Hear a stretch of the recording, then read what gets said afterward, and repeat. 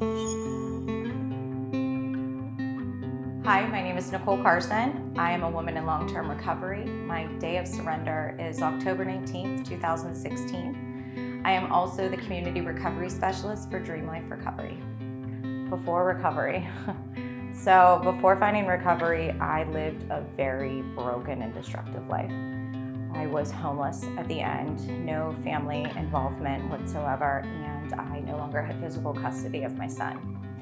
It was really lonely, and that desire to want to die but being too afraid to do it, wanting to not use but using against my will. That's something I heard a lot, since finding recovery, and honestly, I truly understand what that means today. August 1st, 2015, my younger brother died in a car accident, and I had no coping skills. I was fresh out of treatment, but really didn't do anything to be proactive in that long continuum of care. My reaction with the disease way of thinking was to use, and I ended up overdosing. I was lucky that the EMTs were able to bring me back, but I was in a coma for a week. And I still remember to this day, and I tell people this all the time, my first response to my brother dying was, I finally found a reason I can use for the rest of my life and no one can say anything. And I finally realized that I was a woman that had the disease of addiction and I needed to get help. A lot of times the pain of the past can keep us stuck, scared, fearful. And we always say, or I always used to say, like, if this didn't happen to me, my life would be completely different.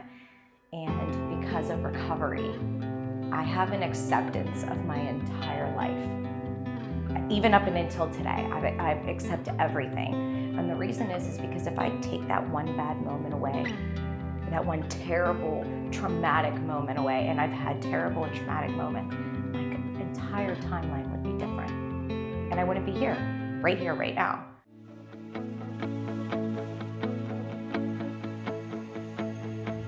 The reason why it stuck this time is, even though, and I say this a lot because I'm very transparent, I did not want to go into treatment. That's not my story. I was homeless. I had no family that was willing to see me. I couldn't see my son. I had legals pending, and it was either go into treatment or face all these consequences at once.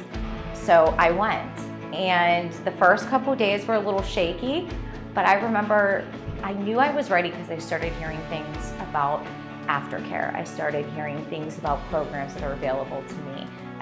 For me personally, I chose a 12-step model, and I was willing to do this. So when I left, I did outpatient, intense outpatient, and then outpatient, and I kept stepping down, and I finally learned what it was like to complete something. I also found a program, which is the program I'm still in today, and it was terrifying because there's this saying where they're like, we grow up in this program, and that's so true because I'm 32 years old coming in and I had no idea what Nicole liked. I didn't even know who Nicole was. And that's been the process for me. And how that process started was simply respecting myself, respecting my body, respecting my mind, respecting my words. And then after respecting myself for so long, I started to like myself. And when I started to like myself, I started to aspire to have more. And then finally, I learned to love myself. And that wasn't an overnight process, but it was a process I loved being in. I've been there. I can relate to each individual in some capacity that walks through the door. I've had traumas that I never spoke about. I've had broken families, toxic relationships, the disease on my back telling me, like, you will never get this. And I get to break through that lie that it tells and say, yeah, you can. And together we will, because this isn't a single person process. Like, it's about everybody collaboratively getting involved and giving somebody hope, giving somebody some words of compassion and love.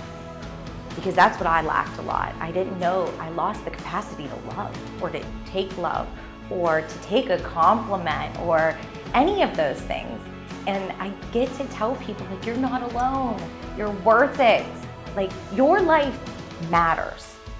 It does. And anything that you want, you are capable of getting if you just for today make another choice.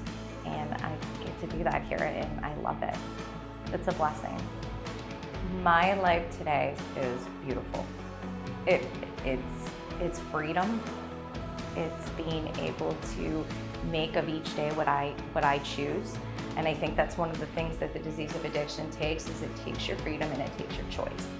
And today I have both of those. I have a beautiful family. I'm married. I have 2 beautiful boys. I have this relationship with my mother that is my best friend. And mind you, my mother's a person that my disease told me to hate, that didn't want me to have anything in life, that was my enemy. And really, she is my very best friend. I have this beautiful family, and it's not the family I was born into by blood, but it was the family that I've been given the opportunity to create. And I have individuals that I celebrate with and I cry with. And even now I'm getting goosebumps, because today I get to feel things so deeply. Like when I laugh, it's a real laugh. I snort when I laugh, so it's not really that attractive, but it's a good laugh, a genuine laugh. And like I cry when things are so beautiful and so good that I'm just like, thank you. I am so grateful that I walked the path that I did, because it brought me here. That past has a purpose. It's helped me to find this passion, not just for life, but for helping people. Like I get to help people find the light that others help me find in me. And I really don't think there's any better way to live life than that.